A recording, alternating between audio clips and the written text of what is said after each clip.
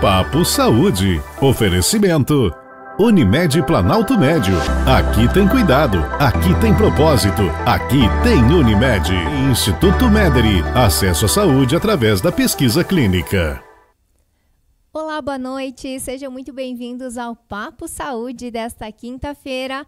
Hoje nós trazemos mais conteúdo sobre saúde para trazer para vocês aí de casa, para que vocês possam compartilhar também, para a gente saber um pouquinho mais sobre a questão da imunidade. Esse é o nosso tema de hoje, principalmente voltado à questão da imunidade às crianças agora que começa esse período de inverno. O inverno está chegando, está mostrando aí o friozinho, está se aproximando, então a gente precisa saber como que a gente faz para prevenir, então, esses cuidados que são básicos, né, para prevenir as crianças, para evitar infecções, evitar influenza, que teve um surto também recentemente. E quem vai falar um pouquinho sobre nesse sentido da prevenção, de ajudar com a imunidade das crianças agora no inverno, é a doutora Andriele Flores, ela que é pediatra e está aqui para compartilhar um pouquinho do conhecimento dela conosco. Seja muito bem-vinda, doutora. Muito obrigada, Ali, muito obrigada. Uma boa noite a todos os telespectadores de hoje.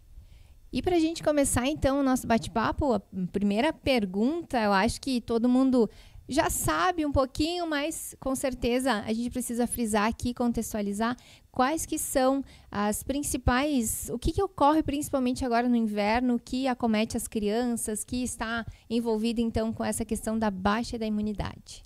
Então, Ali, agora no inverno é muito comum o aumento da circulação de vírus respiratórios, né, principalmente.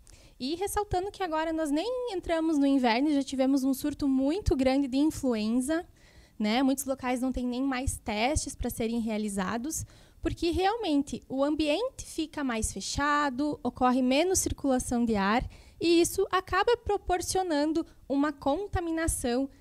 Se alastra muito mais fácil aqueles vírus que já existem no nosso dia a dia. E acaba também ocorrendo em maior proporção as complicações dessas doenças virais, que são as doenças bacterianas, né? E aqui eu ressalto principalmente pneumonias, otites, que muitas delas são em decorrência de uma doença viral que acabou evoluindo.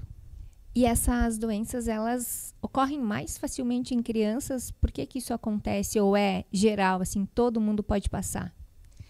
As doenças virais, todos nós podemos possuir, podemos transmitir, mas as crianças, por ter uma baixa imunidade, digamos assim, cronicamente, né? Então, todas as crianças, elas estão construindo seu sistema imunológico ao longo da infância, através das vacinas, através do leite materno, através de muitas outras estratégias que nós temos.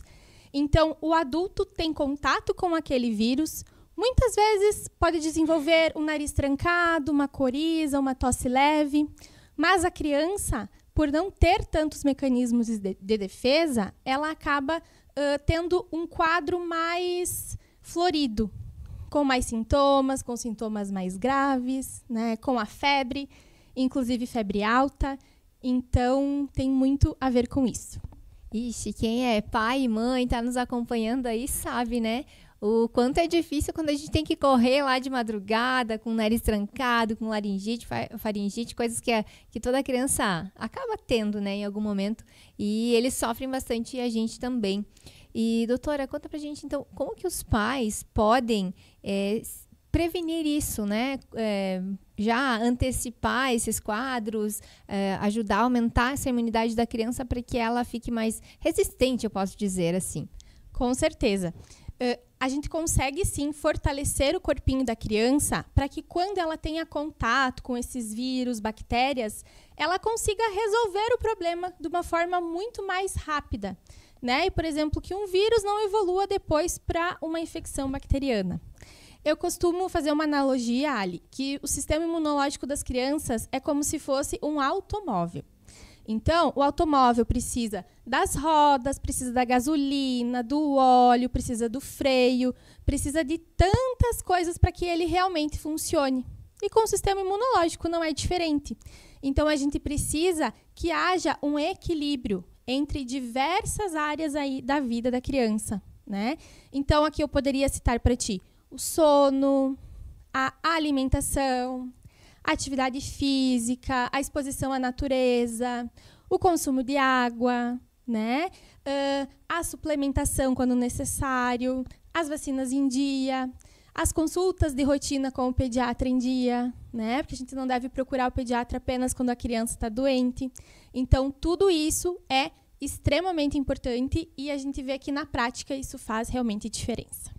Como que os hábitos de vida saudável, por exemplo, podem auxiliar nessa imunidade das crianças, aumentar, enfim, ou manter ela elevada? Então, como hábito de vida, a gente pode citar primeiramente a alimentação. Hoje em dia, pela correria do dia a dia, pela facilidade, as nossas crianças estão consumindo muito produtos processados e ultraprocessados. A gente sabe que esses produtos, eles alteram toda a função do organismo, né? Então, eles têm uma alteração até na questão do intestino, da absorção intestinal. E aí, a gente já começa pelo primeiro passo, proporcionar uma alimentação mais natural, né? Com a comida de verdade.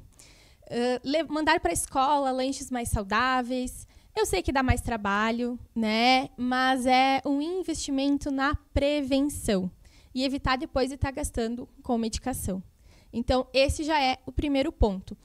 Proporcionar práticas de atividade física, que a criança se movimente, que a criança brinque no parquinho, se suje com terra, com areia, coloque terra na boca. Isso também a gente brinca com a vitamina S, né? S de sujeira. Isso acaba, sim, fortalecendo o corpinho dela, né? O sistema imunológico. E isso também é muito importante. Né? Está saindo artigos, evidências científicas que a natureza, o banho de natureza é muito importante, justamente por incentivar o sistema imunológico das nossas crianças. Olha que interessante, né? Quem nunca pegou o filho lá com a boca cheia de terra, né? Que foi mexer numa planta ou fora, passeando também, pegou. De alimentação, doutora Andriele, tem alguns alimentos que eles são mais indicados para ajudar nessa imunidade? Ou só os alimentos de verdade, já uma alimentação com alimentos naturais mais saudáveis, ela já ajuda? Com certeza já ajuda. A gente evitando bisnaguinha, vou falar a marca aqui, Nutella, e iogurtes muito processados de uma forma geral, salgadinhos, bolachas. Nós evitando isso, já dá uma ajuda muito grande para o corpo da criança. Mas, claro, nós temos alimentos ricos em vitamina C, né? Então, agora a gente está na época das frutas cítricas, né? Laranja, bergamota. Então, a gente potencializar isso na alimentação da nossa criança auxilia muito na imunidade. Castanhas. Então, castanha, principalmente a castanha do Pará, ela é rica em selênio. Então, isso também faz parte lá do combustível do nosso automóvel.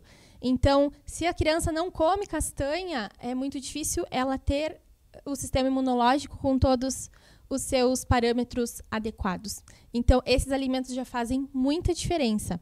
E, claro, as crianças que não são vegetarianas nem veganas, o consumo de carne. Então, a gente incentivar o consumo de carne também é bem importante, porque ela tem muitos nutrientes, né? E tentar, então, também instituir café da manhã, lanche da manhã, almoço, lanche da tarde, jantar, né? Na minha prática, eu vejo muitas crianças que a primeira refeição do dia é o almoço. Então, só aí a gente já queimou, digamos assim, 2 possibilidades dela estar ingerindo, né, alimentos que vão favorecer a saúde dela. Então, também, a rotina é bem importante nesse sentido também. Com toda certeza. Lá em casa tem uma pequena que já acorda querendo café da manhã e faz o seu próprio café e escolhe o que vai comer, inclusive. Então, é muito bom realmente ter essa prática, né? A questão da vitamina D também, ela é super importante, não só para as crianças, para os adultos também. E agora, nessa época que acaba sendo mais fria, as pessoas acabam não se expondo tanto ao sol.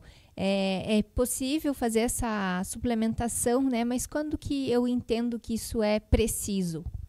Então, Ali, recentemente, no ano passado, houve até uma mudança no protocolo da Sociedade Brasileira de Pediatria. Até então, só crianças até 2 anos tinham indicação de suplementar vitamina D. A partir do ano passado, eles orientam que até os 18 anos isso seja realizado diariamente. Então, nós temos documentos oficiais que já saíram no ano passado E a indicação seria de uma dose mínima de pelo menos 600 unidades ao dia, que, na visão da Sociedade de Pediatria, ela já é suficiente para a gente auxiliar esse corpo a ter todos os benefícios da vitamina D. Claro que, na minha prática, solicitando exames, existem pacientes que precisam de uma dose muito maior para realmente ter os níveis de vitamina D adequadas. Mas aí, no mínimo 600 unidades, já seria indicado para todas as crianças em todas as épocas do ano. E agora, no inverno, então, mais ainda, né? Porque nós que moramos na região sul, a gente tem uma incidência diferente dos raios solares. Né? Não é como se a gente morasse lá próximo da linha do Equador, onde o raio solar vem de forma perpendicular. Então, a gente já recebe de uma forma mais inclinada e agora, com o inverno, isso piora ainda mais. Então, sim, vitamina D é extremamente importante para todo mundo. Doutora Andriele, a questão da suplementação, quando que ela é necessária, quando é que ela é indicada, o que precisa suplementar? Então, o que precisa depende muito, né? Vai depender de toda a história da criança, desde a época da gestação, se ela mamou no peito, se ela não mamou no peito, como que é a alimentação dessa criança, se ela já tem alguma doença, né, alguma doença crônica.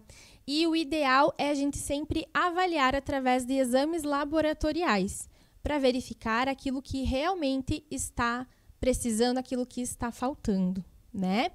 E como eu acabo abordando muito isso nas minhas consultas, eu percebo que mesmo crianças que comem muito bem têm deficiências nutricionais silenciosas.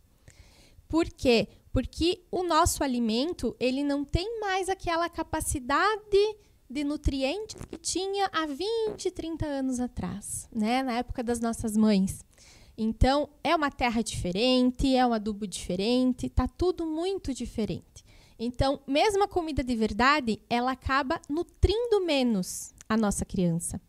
E por ela estar numa fase de crescimento e desenvolvimento tão acelerada, ela precisa de todo o combustível que ela puder ter, né? E isso traz benefício, não só na imunidade, né? Mas no crescimento, no desenvolvimento, lá na frente depois no aprendizado escolar, né? Então, assim, a minha indicação seria, sim, da gente preparar as nossas crianças, fazer essa avaliação dos exames e verificar certinho o que está faltando para suplementar. Olha que interessante. E nessa complementação, assim, de que forma que a homeopatia ou a fitoterapia podem ajudar, auxiliar nessa questão da imunidade também, né, do desenvolvimento completo da criança? A homeopatia, ela está tendo também bastante voz atualmente, né? A gente sabe que ela existe já há muitos anos, mas nós temos, inclusive, alguns homeopáticos prontos que a gente pode estar utilizando para ajudar o corpinho a, tendo contato com aquele vírus, o corpo conseguir funcionar de uma maneira mais eficiente e reduzir por dias a quantidade de sintomas, a duração dos sintomas, né? Então, a gente já tem, sim, tanto formas preventivas de ir utilizando, por exemplo, uma vez por semana, né, alguns compostos, como o Oscillococcinum, ele está indicado para prevenção de quadros gripais, e alguns outros compostos, como o próprio Silargonius piroides, que existe a forma comercial, um deles que é o Caloba, o famoso Caloba. Se a gente utilizar no início de sintomas, ele pode sim ter o efeito de reduzir a quantidade de dias que a nossa criança vai estar doente.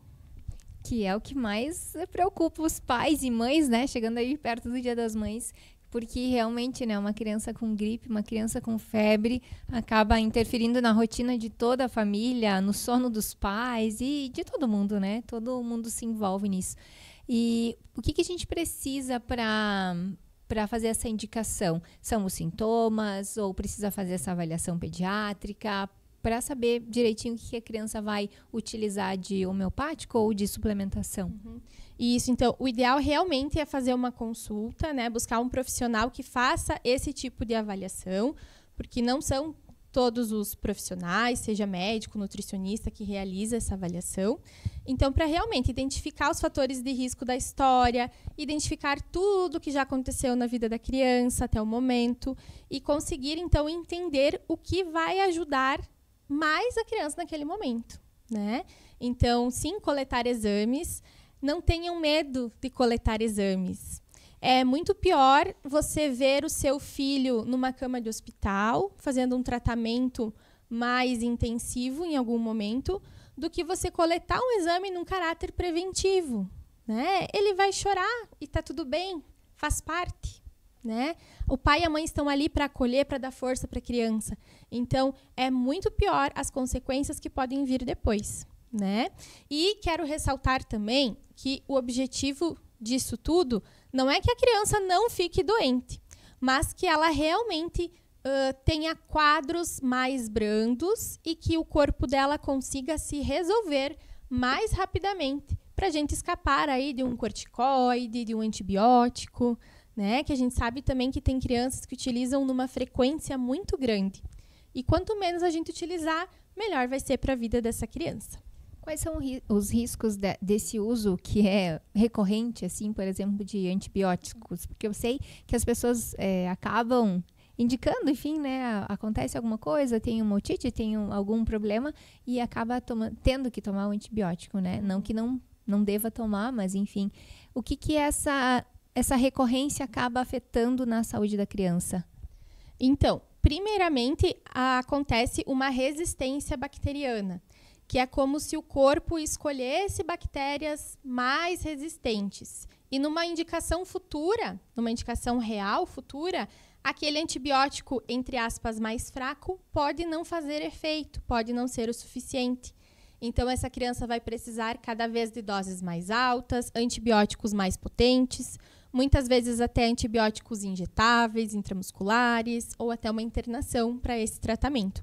Então, a gente tem essa questão que é bem importante, né? E outra questão também é que o antibiótico, ele mata bactérias. Ele não escolhe qual bactéria ele vai matar. Então, assim, bactérias boas que estão lá no nosso intestino são muito afetadas com o uso do antibiótico. E nós sabemos que o nosso intestino precisa dessas bactérias para funcionar de forma adequada, para digerir, absorver os alimentos e tudo mais. Então, acaba interferindo muito também na saúde intestinal da criança. Olha que interessante. Importante essa explicação, né, para você que está aí acompanhando, tem filhos, crianças pequenas ou tem crianças, né, que ficam em volta, sobrinhos no entorno, também é importante repassar essa informação. E, doutora Andriele, por que muitas vezes as crianças que frequentam creches ou escolinhas acabam ficando mais suscetíveis a pegar esses vírus, digamos assim, né, não sei se é a imunidade que baixa ou os vírus que circulam de forma mais recorrente, o que acontece? Então, o principal fator realmente é uma circulação maior de vírus, né? Porque vamos imaginar que a gente tem uma criança que está em casa, convive basicamente com adultos 24 horas por dia e, de repente, essa criança passa a conviver com muitas crianças. Cada criança vai trazer um vírus, vai tossir, vai espirrar, vai colocar um brinquedo na boca, depois a tua criança vai lá, pega o brinquedo e coloca na boca também. E isso não é culpa de ninguém, não é culpa das professoras, porque é impossível a gente conseguir prevenir isso, né? Não tem como, a gente sabe como são crianças. Então, esse acaba circulando uma quantidade muito grande de vírus, né? Então, com certeza, esse é um fator. E outro ponto que muitas vezes, pelo fato da família não ter rede de apoio mesmo, algumas famílias acabam levando as crianças doentes para a escola. E aí a criança, então, ela já está com um quadro de tosse, com coriza, muitas vezes com febre alta. E as famílias, né, justamente como eu falei, por não ter outra opção, acaba levando para a escola. E a partir daí, então, a criança vai ter ainda mais quantidade de vírus para espalhar no ambiente e fica muito mais fácil dos coleguinhas todos ficarem contaminados. Então, infelizmente, é algo que acontece. Uma contaminação coletiva, né? Da turma exato. toda.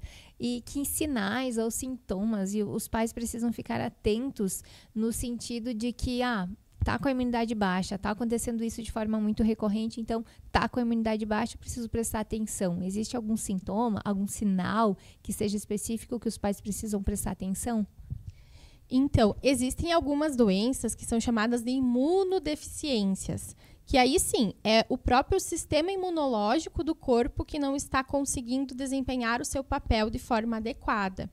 Então, esse é um caso que vai precisar ser investigado pelos especialistas, pelos imunologistas, e a gente tem alguns sinais de alerta, como, por exemplo, internações, uso de antibióticos de mais alta potência, quadros de, por exemplo, otites de repetição, né? 4 ou 5 quadros de otite durante o ano. Isso já vai ser um sinal de alerta para que seja realizada essa investigação mais específica com o especialista.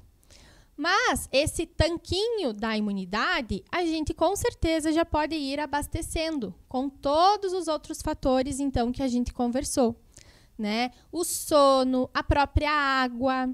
No recordatório alimentar que eu faço durante a minha consulta, Ali, é gritante o quanto as crianças estão tomando pouca água. Pouca água. E não acaba ingerindo um pouquinho de leite, um pouquinho de suco, água pura mesmo é muito pouco, né? Às vezes não chega nem a ser 300 ml durante o dia todo. E isso faz falta para o organismo, né? Então, assim, são alguns detalhes que a gente pode ajustar e esses pequenos detalhes já demonstrarem uma melhora bem importante nessa repetição de doenças. Olha que interessante. E a questão, você citou ali a questão do sono. Como que ele auxilia nessa questão da imunidade? Ele é importante para muitas coisas, eu tenho certeza, mas como que ele auxilia na imunidade? Então, o sono ele é importante para a homeostase do corpo, para o corpo funcionar de forma adequada. Então, a criança, o ideal é que ela durma cedo, né? Ela siga o ritmo da natureza. Durma cedo e acorde cedo. Muitas vezes é 5h30, 6 horas da manhã, isso não é bom para a família, mas para a criança seria o melhor horário para ela acordar, né? De acordo com a natureza. Porque assim ela vai ter o benefício do descanso, vai ter o benefício de todos os hormônios que ocorrem a sua secreção durante a noite, todo esse metabolismo que ocorre durante o sono. E isso, essa homeostase, esse equilíbrio, nos ajuda a deixar todos os componentes do nosso automóvel num bom estado para que o sistema imunológico consiga funcionar da forma mais adequada possível.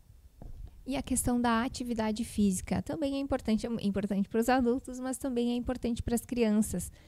O que eles podem fazer, de que forma, o que é saudável para a criança fazer nessas idades que geralmente são menores, né, e não tem um exercício específico. Olha, Ali, só da família conseguir controlar o tempo de telas dessa criança já acaba trazendo um benefício muito grande. Porque se a criança ela tá ali entediada, não tem nada para fazer, ela vai encontrar alguma coisa para mexer, vai inventar alguma brincadeira. Então, a gente acaba estimulando a criatividade. E se você tem um pátio, tem um ambiente que você possa, de repente, na garagem do prédio, né, algum espaço kids, alguma coisa assim, leve a sua criança, né? Agora nos dias de frio, leve ela a brincar, ela a explorar. Você não precisa necessariamente direcionar a atividade. Você apenas dá um espaço e algumas coisas perdidas para ela, que com certeza ela vai achar algum jeito de brincar, alguma brincadeira. E com certeza levar também na pracinha, né? Aqui na nossa cidade agora a gente tem vários parques. Então, aproveitar esse contato com o sol, com o vento, com a grama, também vai ser muito importante para que essa criança se movimente e a gente estimule também o sistema imunológico dela. Agora que você falou em vento, em sol, em grama, tá, mas a criança ficar exposta ao vento, por exemplo, não pode ocasionar uma otite, alguma gripe mais frequente, assim? Ela pode mesmo ficar no vento? Pode ficar no vento, sim. Isso é um mito, né, que a gente tem, principalmente das nossas avós, que o vento necessariamente vai causar otite, tem que usar uma touca, né, estar com as orelhas cobertas. Mas o que acontece? A otite, a gripe, ela é causada por vírus. Então, é muito mais fácil a criança ficar contaminada por vírus num ambiente fechado do que num ambiente aberto. Eu até oriento as famílias dos bebês recém-nascidos a, quando tem um parente ou um dindo, enfim, que quer muito conhecer o bebê, de buscar um lugar aberto, né? Então, vão num parque, alguma coisa assim, para essas pessoas verem o bebê de longe, porque aí a gente acaba reduzindo muito esse contágio, né? Olha que interessante. Então, um dos mitos que tem em relação à imunidade, a questão das doenças infantis é essa. Pode tomar ventinho, então, pode ficar no sereno, pode ir pisar na grama, pode tudo isso. Pode. Claro que cada mãe vai conhecer sua criança, né? Então, tem crianças que são mais alérgicas, que são, por exemplo, asmáticas, que o frio já pode, de repente, desencadear uma crise de asma. Então, claro que essas crianças, a mãe vai ficar controlando mais, vai ter mais atenção. Mas, de forma geral, pode sim. E a questão da febre, né? Por exemplo, começou um quadro viral, começou febre. Eu já preciso levar para o pediatra? Eu já preciso levar para o hospital? Quando que eu preciso fazer isso? Então, Ali, a febre eu digo que até é um assunto à parte, né?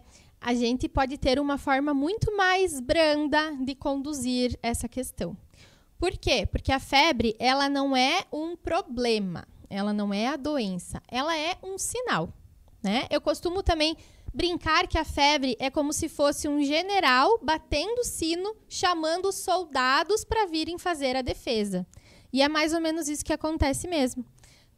O general, né, o nosso corpo, manda as células do sistema imunológico até aquele local onde ela é necessária. Então, por via de regra, sem sinais de alarme, a família poderia até observar a febre, inclusive sem medicar. Mas aí eu sei que é bem mais difícil, né? Mas a família poderia observar a febre por até 72 horas antes de buscar atendimento médico, né? Desde que a criança esteja bem, não esteja com falta de ar, esteja ingerindo líquidos, não esteja vomitando, esteja fazendo xixi normalmente, né? Não tenha manchas estranhas pelo corpo. Essa família poderia, sim, observar o quadro de febre por até 72 horas para depois levar essa criança para consultar. Dando medicação ou não? Então, né, quanto mais a gente deixar a febre agir no corpo da criança, mais benefício ela vai ter. Mas é claro, a gente tem que lembrar que a gente não medica a febre, a gente medica a criança. Porque eu já tive pacientes com 39,3 que a criança estava bem, estava brincando, não tinha nada. A família observou, aguardou e não medicou.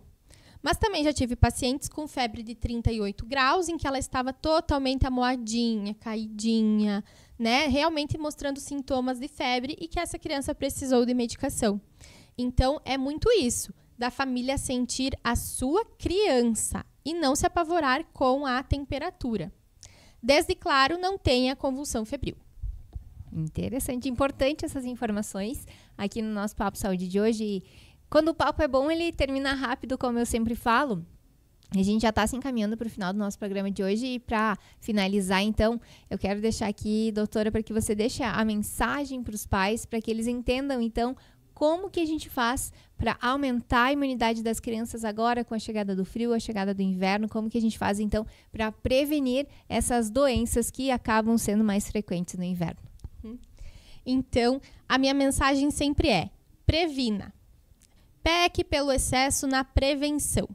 A gente ter um carro todo automatizado, potente, mas que falte bateria, não vai adiantar para nada. Então, o corpinho da nossa criança precisa estar todo equilibrado. E a gente só vai saber se ele realmente está equilibrado se a gente for em busca disso. Então, busquem profissionais que possam trazer essa prevenção de verdade para vocês, porque com certeza é muito melhor você investir numa vitamina D do que depois gastar noites de sono com a sua criança muito doente, de repente até uma internação hospitalar. Então, eu levanto muito a bandeira da prevenção, porque ela realmente é extremamente eficaz e faz diferença na vida das famílias. Prevenção ajuda, então, em todos os sentidos, inclusive a aumentar a imunidade da criança para que ela fique mais forte e mais saudável. Com certeza. Gente, então, finalizando o nosso Papo Saúde de hoje, quero agradecer infinitamente a doutora Andriele, que esteve aqui com a gente e compartilhou tanto conhecimento bacana, tanta informação legal, que para você aí de casa tenho certeza que é importante. Compartilhe esse conteúdo, porque é muita informação legal mesmo para as crianças, para os pais, para as mães, né? Muito obrigada, doutora, por estar aqui. Muito obrigada, Ali, mais uma vez pela oportunidade. E aguardo todo mundo. Quem quiser saber mais, pode me chamar até na minha rede social, né, no Instagram, Pediatra Andriele, que vai ser um prazer conversar com todos. A doutora Andriele tem muito conteúdo legal, né? Tem caixinha de perguntas, tem uma interação muito boa. Então, aproveitem lá. Doutora Andriele, né? Isso. Pediatra. Pediatra Andriele, isso Pediatra aí. Andriele. Então, procura lá que eu tenho certeza que tem muita informação bacana, muito conteúdo lá nas redes sociais da doutora.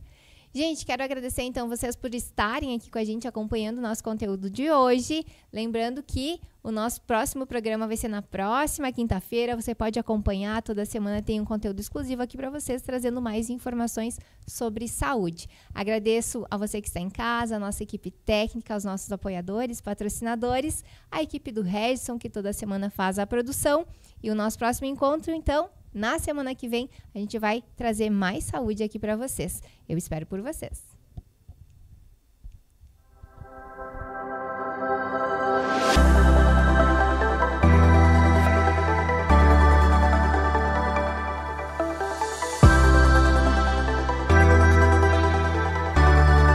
Papo Saúde. Oferecimento Unimed Planalto Médio. Aqui tem cuidado, aqui tem propósito, aqui tem Unimed.